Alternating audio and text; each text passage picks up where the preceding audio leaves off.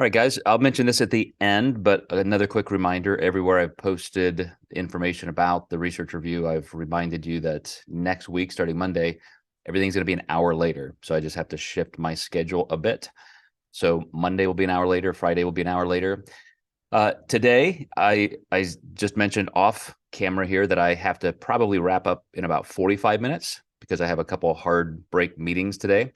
But I want to continue our series talking about food quality. Last week, we covered the glycemic index, the complexity of carbohydrates, sugar versus fiber, whole food versus processed food.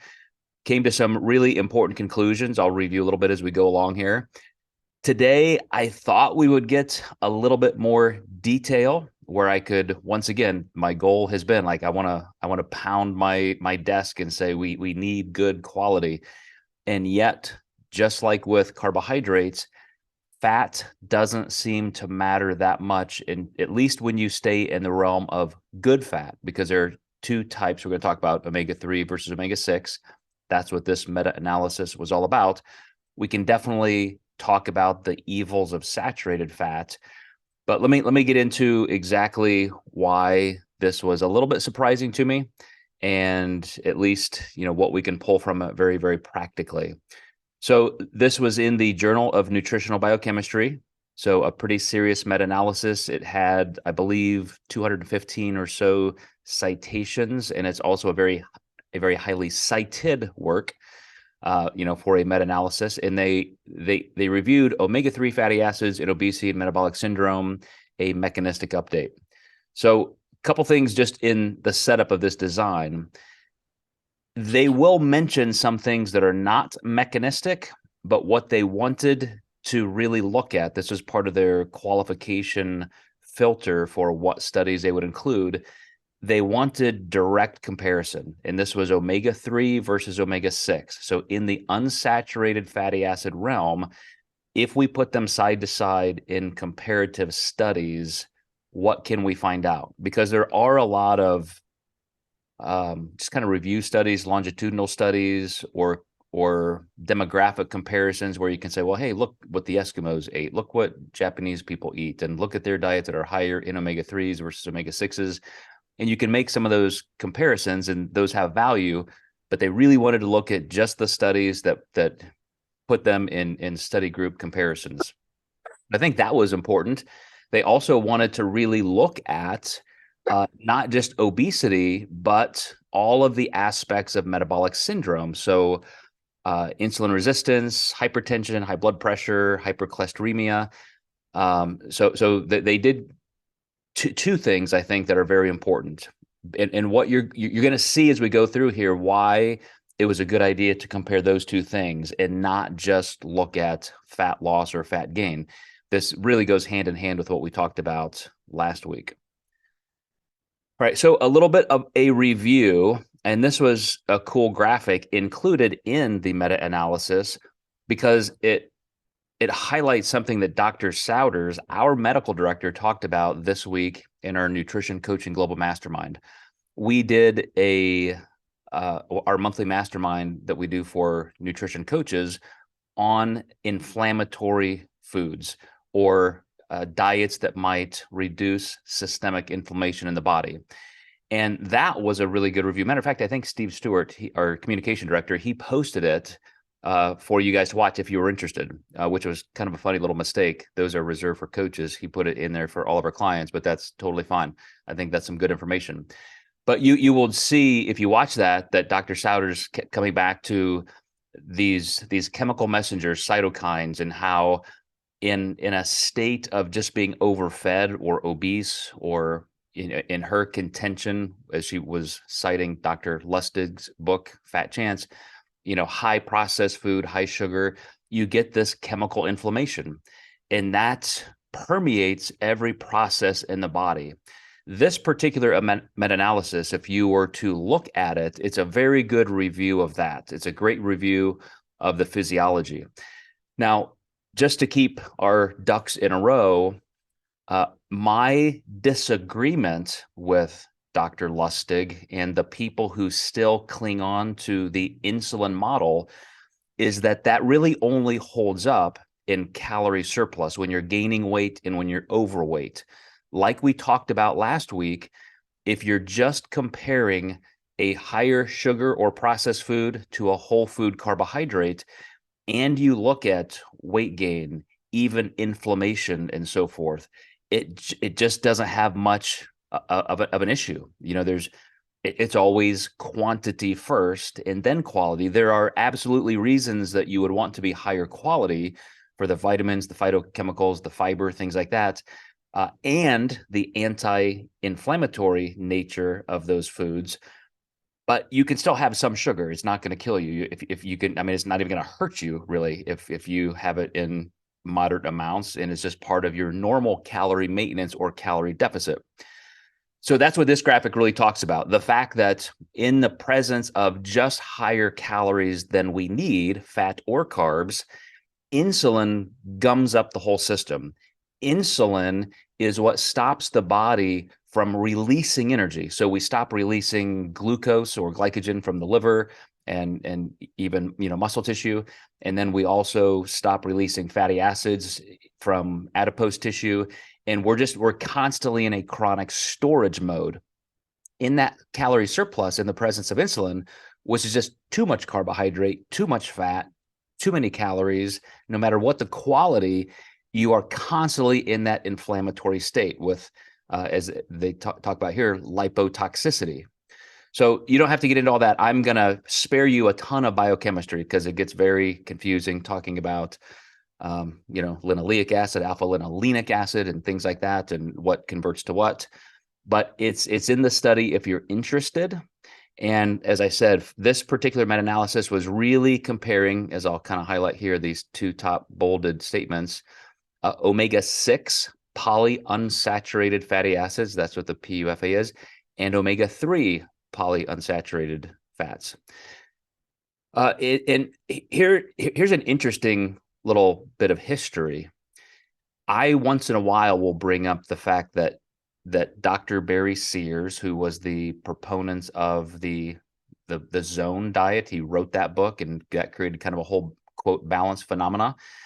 He's known for that. If anybody remembers the zone diet, or you bring up Dr. Barry Sears, you think, oh, 30, 40, 30, 30, 40, 30. I wish that was not the whole remembered tenet of his book and his work, because he really talked about this. He was so much more about the quality of food. And he would talk about the eicosanoids and the arachidonic acid, and how the difference in the quality, if you were really following something that he would have supported, his type of dieting and nutrition, it would have been eating things like almonds and flaxseed oil and salmon and those cold water fatty fish for the omega-3s. And as I'm going to talk about today, there is some high value in why that quality of fat is important. But nutrition researchers, you're going to find out, overplayed their hand a bit with fat, like they did with the insulin model and sugar versus complex carbs. So evolutionarily, we are best, and we work the best physiologically when omega-3s are about a 1-to-1 ratio consumed to omega-6s, and up to 2-to-1. So omega-6s versus omega-3s. This is a classification. I have to stop here and make sure you guys understand this. Unsaturated fats. These are omega-3 and omega-6 unsaturated fatty acids. Those are still both good. Those are good. Saturated is what's bad. Those are massive, and they're called saturated versus unsaturated because that describes their chemical bond structure. Just like an omega-3 versus omega-6, that's the position where the first double bond attaches the carbon chain to the fat part of the fat cell, the what am I thinking of? Hydroxyl group. I'm not sure if I'm saying that right, or if I got the right thing there. But a saturated fat is, quote, saturated because it is so tightly connected, all those carbon chains, that it's hard to actually digest. It's hard to break down chemically. So your body just favors other fatty acids, shorter chain and medium chain, because the long chain are just too difficult. Your body will, if it needs to, if you're starving and you have no other food source. That's kind of what a good analogy is to stored body fats. But then you also even have trans fats or trans fatty acids, which are long chain. And that gets into the description of what happens to the phospholipid membrane of all of our cells, and kind of a transposition of those phospholipids that make it very hard for nutrients to get in and waste products to get out of a cell. And that's why more trans fats create cancer and cardiovascular risk and so forth. So saturated fats, bad, not compared in the study. Trans fats, even worse, bad, not in the study. This study, or this meta-analysis, is looking at both of the unsaturated groups that we talk about, the family of unsaturated fats, 3s and 6s. So we really want a 1-to-1 or 2-to-1, 6-to-3 ratio. And we don't get as many omega-3s because they are harder to get. They are rarer. But our current diet is about 20-to-1. So we're trying to shoot for 1-to-1, and we're sitting at about 20-to-1. That's a problem. And that's why a lot of researchers and a lot of people are interested in looking at these mechanistic actions. Can we really determine how bad this is, and if we make changes, what benefits we would derive? So did I just copy the same thing? Oh, okay. So the reason omega-6s are a little bit worse, and this was Dr. Sear's contention, is when we metabolize those into the forms we can use, those go through that one pathway I just had in a slide above that become pro-inflammatory. So they can create some inflammation. Omega-3s are anti-inflammatory at the very cellular level. So right off the bat, that's the ball game. That's why one is, quote, good and one is thought of as bad, even though it's still a good fat. That's something that you want to keep in mind. So the omega-3s, where we get them, and this is kind of a take-home point, the cold water fatty fish, as I mentioned, salmon, mackerel, tuna, herring, even sardines. I mean, I like to eat as much salmon as I can because I know, it is one of the best sources, actually one of the highest. I think you'll see in a slide coming up. But now you also have to worry about factory farming and mercury and things like that in tuna. So be careful. I've seen people have medically treated mercury toxicity from eating too much fish because it was from sources that were just high in mercury. You can also get these from flaxseed oil, flaxseed meal, chia seeds, walnuts, and then even olive oil is high in omega-3. I've got a good chart in here that was from a different resource. But so the omega-6s, and the reason why these are so much more prevalent in our diet, why we're getting these at 20-to-1 ratios instead of 1-to-1, is because they're in all of the processed food products. So every single salad dressing you look at, I guarantee you the first ingredient is soybean oil. You'll see things like corn oil, safflower, not so much, sunflower, not so much, but the really cheap products are going to have those. Again, not a trans fat, not a saturated fat, but you're also just increasing your amount of the fat that you probably already get too much of. So I spent a couple trips to grocery stores looking at salad dressings for this reason. And I'm just trying to get a great Italian dressing where it would be with actual olive oil, and it's almost impossible to find. You almost have to go to a boutique type independent source because food manufacturing is just all about the price. So take home message here, cold water fish, highest. And then I actually use flaxseed oil still. This is a very 90s-ish move. Because that's when it became very popularized. People started producing it. Companies like Barleans, a lot of the natural food product sources would have flax meal that you could put in things, so it's a little crunchy and nutty. But it's easy for me to put in my oatmeal. Once my oatmeal is cooked, it's easy for me to take some Greek yogurt and put a tablespoon in there. I mentioned Dr. David Sinclair, Harvard researcher in epidemiology and longevity, and his first meal every day, he consumes 2 to 3 tablespoons of olive oil that he mixes in with yogurt because he wants the omega-3s. And that also increases the uptake of the supplements he takes at that time. Now, that's a lot of fat. Those of you who track macros, you immediately just probably like flew out of your chair saying, holy shit, that's 45 or 40 some grams of fat. But this is a guy who doesn't eat that much. He's 130, 140 pounds, only eats twice a day, world's leading expert on longevity. So worth noting that he really goes hard into omega-3s, and that's why he eats salmon, several times a week and so forth as well. So again, worth noting. So here's a good representation of what I just said in the last few years, I guess few decades, that 30 or so years, 40, actually 50 years, going back to 65, 67 there. Look how much soybean oil we're consuming now. That's the red line going off the chart. And everything else is just kind of meandering around the bottom there, not really changed. Here are some of those comparative type things. This baseline is what we used to consume, the amount of omega-6s that are then converted into linoleic acid. So we used to be way down here, which are where our counterpart chimpanzees are. This is kind of baseline primate level. Homo sapiens should be right here. And then look how far we've gone in the last 40, 50 years, primarily because of those processed food products. Okay, so here's a really cool chart because it shows the good, the medium, and the not so good, as well as kind of the terrible. So you look down here at something like coconut oil, because everybody was fascinated for a while with coconut oil. It's supposed to be so good. It's got these great benefits.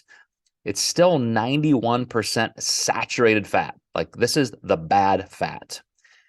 If you are in a calorie deficit, or you are maintaining your body and you just choose for whatever reason to be ketogenic, you can process some saturated fat. I do want to say, though, without overplaying my hand, it is very interesting to me that all of the ketogenic proponents, the people who say, no, carbs are evil, carbs are inflammatory, eat more fat, I don't care what it is, burgers, bacon, butter, coconut oil, eat more fat. Oddly, all of those people die of heart disease. Dr. Atkins, heart disease. There's a famous, real big proponent of keto who just died a few years ago, who was kind of big in the bodybuilding world.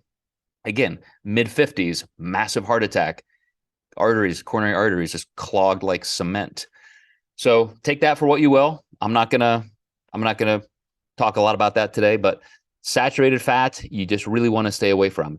All the way up here, canola oil often gets kind of a bad rap because it's high in omega-6s.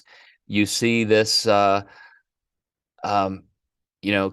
over here, 21%, and the 61% is the oleic acid, which is an omega-9 actually. And so there just aren't much omega-3. It's only 11%. So a lot of people for a while said, don't eat canola oil. It's awful. Do all nothing but olive oil. But it's still an unsaturated fat. It still has some value. It's only 7% saturated. So then you come on down the line. Here again, the king, flaxseed oil. Look at the omega-3s. Highest on this chart, 57%.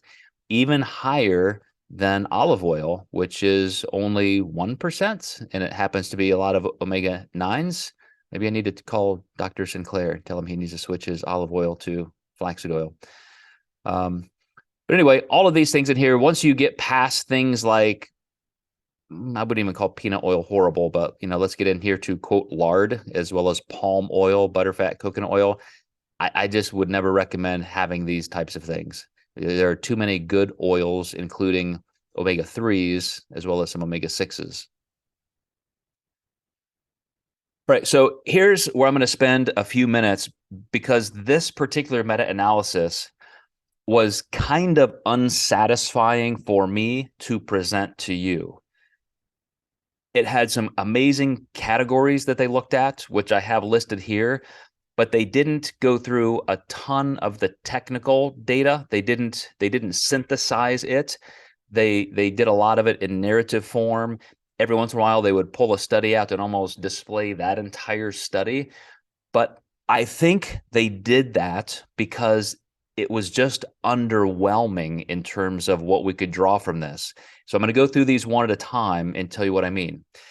Could you say, remember, we're looking at mechanistic action. Could you say in mechanistic studies that omega-3s, the best unsaturated fat, versus omega-6s, not so good, more pro-inflammatory omega fatty acid, were the omega-3s better at preventing obesity and metabolic disorders?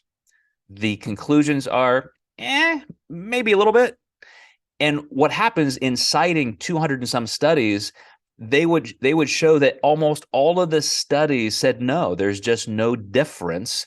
A couple studies would say, yeah, we found a little bit of an improvement if you use more omega-3s. But when you get in the amount that you have to get to make that difference, it's just not even practical. You're not going to consume that much. So they have to come down on the side of omega-3s versus omega-6. Once again, it's quantity, not quality. Weight loss, same thing. In combination with other dietary interventions, which we love to talk about in our research reviews here, how they did this. Did they get counseling? Did they get their own meals prepared for them? Was it this diet, that diet, high carb, low carb?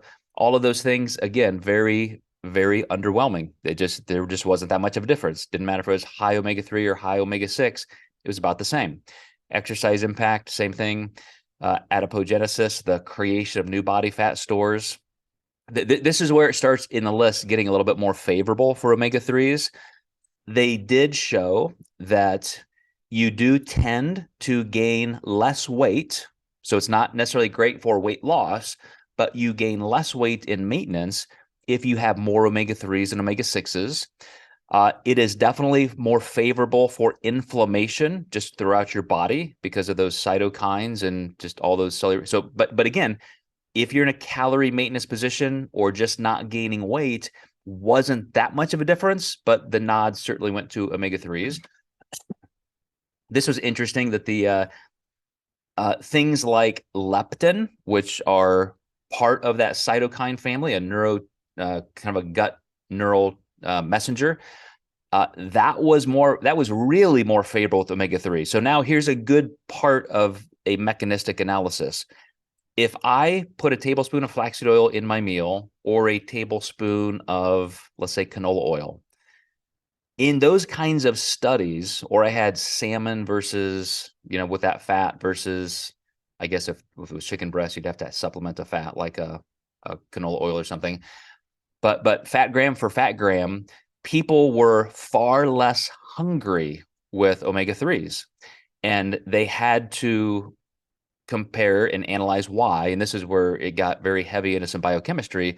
But because of very specific actions of how it's digested in these inflammatory responses, appetite was really, really suppressed. It was very, very favorable in leptin circulation. So there was a direct connection between omega-3s and leptin, which is the hunger hormone. So appetite suppression was much better with omega-3s compared to omega-6s. Thermogenesis was actually improved. You actually burned more calories even in the digestive process of the omega-3s. And that was ironically to what they didn't expect, more just white adipose tissue versus what's called brown adipose tissue. We won't get into that. Lean mass, it was actually favorable. And I think that's because omega-3s are so much more usable than when we talk about cholesterol-derived hormones like testosterone. It's just more usable. So there was an improvement of lean body mass when you had more omega-3s. And then a really, really big component were the epigenetic, which is where longevity and overall health come into play.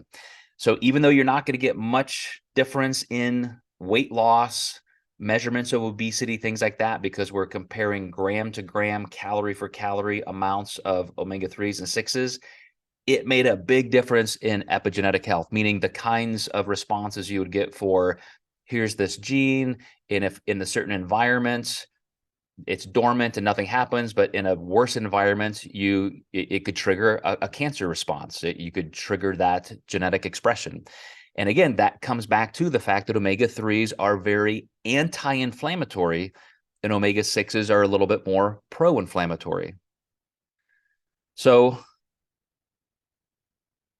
here was their conclusion, and I think I just kind of spelled it out. But the management of obesity has shifted from a narrow focus of BMI, body mass index, to the wider field that includes complications of obesity with the goal to reduce obesity-associated comorbidities, while omega-3 polyunsaturated fatty acids have not yet shown consistent benefits in terms of weight loss in humans. Improvements in the metabolic profile has been demonstrated.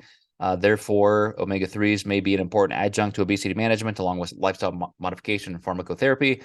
Further study of the genetic, epigenetic, molecular targets related to metabolism, appetite, and energetics could aid in the discovery of novel therapeutic targets for obesity-associated metabolic disorders. Meaning, because of those epigenetic carryovers and impacts that they saw, they think, wow, this is a place where some of those interventions, higher concentrated amounts, where you're, or even from a pharmacotherapy position where you're changing your body somehow to receive or utilize those with a greater capacity, that may be a great future part of this kind of research. But here's an interesting counterpoint, and I wanted to include this because, like I said, I think both of last week's research review that we did and this one, the whole insulin model versus the scare of don't eat unsaturated fats if they are coming from omega-6 sources, being an overplaying of that information they thought they had. Other people are saying it's just not a big deal. Stay away from trans fats, stay away from saturated fats, keep your fat intake low, but don't be afraid of omega-6s. That's some people's opinion, like this article from Harvard, but it does still ignore the fact that those pro-inflammatory versus anti-inflammatory properties are there. And so, like Dr. Sinclair, I will certainly look to continue to keep omega-3s high. And this was their point here. If you read this, you don't necessarily need to try to stay away from omega-6s, but try to eat more omega-3s and get more omega-3s in your diet. Focus on that first. I would also say secondarily, just like I'm trying to avoid things like salad dressings and food products that even look at your protein bars and things like that. You're going to constantly see safflower oil and things like that, canola oil, soybean oil, corn oil. Not horrible, not saturated fats, but you limit your ability to get something from a positive perspective if that's costing you omega-3s. I don't think a lot of people consuming those products would say, okay, I won't do that and I'll eat an omega-3 instead. A way that you could do that, and this gets into practicality, if I were dieting right now, if somebody said, Joe, you've got to lose 20 pounds in the next 3 months, I would drop things like even protein bars because of some of that poor food quality, some of the inability to really calculate macros accurately, because we know those labels can be off by 40%, even if they're complying by label laws. But that's where I would say, okay, well, maybe instead of that protein bar, I'm going to have protein powder and I'll add some flaxseed oil. Or maybe I'm just going to have some whole food, and instead of having something like salmon once a week, maybe I'm going to do it 5 times a week. Something like that is where you could make some of those changes. But let me get to the last slide here. Then I'm going to open it up for you guys. I guess that was the last slide. Again, just not thrilling and exciting information to give you guys. It's pretty cut and dry, but I do like that, I guess, in that we do have kind of a clear answer. More omega-3s, good. Omega-6s, not horrible. Let's keep limiting our fat. But if you're really, really interested in the fine details of immunity and genetics and longevity, then you could definitely try to make a little change in that direction. Kevin, what do you think? Doesn't change much in my opinion. It's more or less what I already knew of. What was this, 2018 the study was? It was done in 16, reported in 18, yeah. So yeah, it's it's on par with what the consensus already was. I'm glad I'm glad that you put on the ratio, because I remember asking that in our FDI podcast a couple of weeks ago, just out of curiosity, what if there was a ideal ratio between the two, and that Mm. was just interesting to learn that. But question for you is, do you still put flaxseed in your oatmeal? I do, virtually every Okay. day, and my Greek yogurt and things like that. Now that's why I said it's a very like 1990s kind of move. Sometimes I feel embarrassed. Like, am I still the only one on the planet using flaxseed oil from that era? But it's still the king daddy of omega threes. Like that in salmon is home base. I was just curious if you didn't, if you made remarks on your oatmeal not being as satiating compared to other meals. I didn't know if you had stopped just temporarily, and maybe that would have gone with the leptin point that you made. Just curious if that was the easy fix, but never mind. Maybe I need to Okay. increase it. I am judicious because I'm wary of fat. So maybe I need to be more like David Sinclair. Instead of me putting in like a half a tablespoon, maybe I need to up that and then just say, wow, I got a better quality fat and now I'm not as hungry. Because, sometimes a better use of higher calories at one part of your day nets you less calories overall because it was well targeted and high quality. So I think I'm glad you brought that up. I think I'm going to try that. I'm going to start measuring out a clear amount and increase it a little bit. I think I might do it too. Yeah, it's out there in many forms. I mean, I still get Barleans, and they have kind of the higher fiber, unprocessed type. But yeah, whatever you're interested in, be interesting to see if it helps somebody's blood. If you know your blood levels of things like LDLs, HDLs, triglycerides, it'd be interesting to see if something like that makes a difference. I don't expect it would make a huge difference, but I wouldn't think so. Saturated fat, yes, that's a different story, and trans fats, but unsaturated, I wouldn't think, assuming the fat is equated for appropriate calorie balance. But any other comments or questions from you guys? I know this was, like I said, kind of a boring one, nothing sensational. I wish I could give you better lists of like, here are some amazing sources and go get them. That's why it's so hard to get omega 3s. They're just not in a lot of food. Who eats And fish sardines? is ugh. Isn't that gross? Like I like that's almost a meme of people like that person who eats a can of sardines. It sounds so disgusting to me. But my wife does make great salmon. Like we often have salmon salads, things like that. We'll I have to. wish I could. Ugh, disgusting. All of it. Even if it was deep fried, there's no justice to it.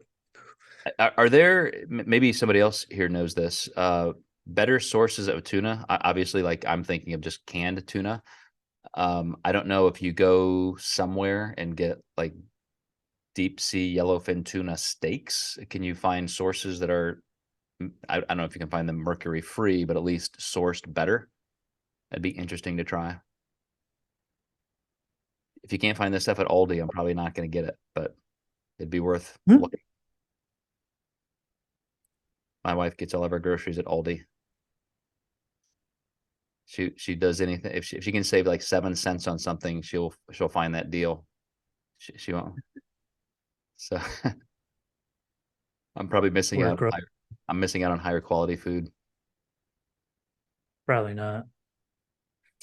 I She's out of wouldn't. I town. wouldn't. She's out of town this week, so I'm gonna go to Schnucks and splurge a little. I'll, Hey, Joe, I get wild caught tuna steaks from Aldi. do you really? Wow. Yeah, I just ran and got them out of the freezer. They're right here. They're ahi tuna steaks. They're really good. I put them in the air fryer. Wow. So they exist. Yeah, Thank you very they much. exist. Yeah. I'll put on that down on the grocery list. My wife will approve. You can get them at Aldi. All right, guys. Well, I'll let you go with that one. Like I said, it was slogging through a pretty intense research review to come to such few points I could give you, but at least they're pretty conclusive. So I'm not sure what we'll get to next week. There is going to be a span of time, a couple weeks, where we have to pause these research reviews. But at least for now, in the next week or two, we're going to jump, onto different topics of this. Hi, Jen. Bye, Jen. We're leaving. You're done. I had a phone call that ran so late, And I was like, oh God, I can get on for the second half, but I missed it. Oh, well, maybe you can send me the paper you talked about or something. I'll Just send you the email cliff it. notes. I'll send you the copy of this as well. But yeah, I think it'll be interesting. I'm interested to hear what you have to say. So I'll definitely. Yeah, I really wanted to join in on this one. It's just, you know what? Today is just ridiculous. As you know, today Yeah. is ridiculous. I'll be talking to you Well, very, very soon. I know. We'll just join each other for some more ridiculous later. Have a good All right. one. All right. We'll see you guys and take care, Tony. Thanks.